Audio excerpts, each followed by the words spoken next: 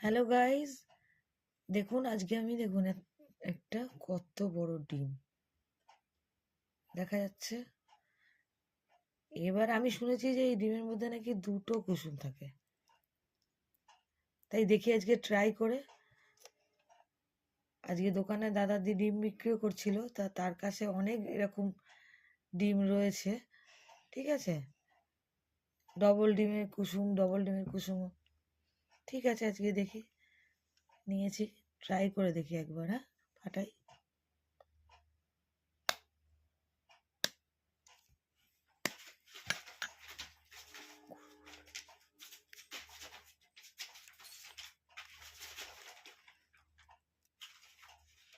আমার তো ভাঙছেই না।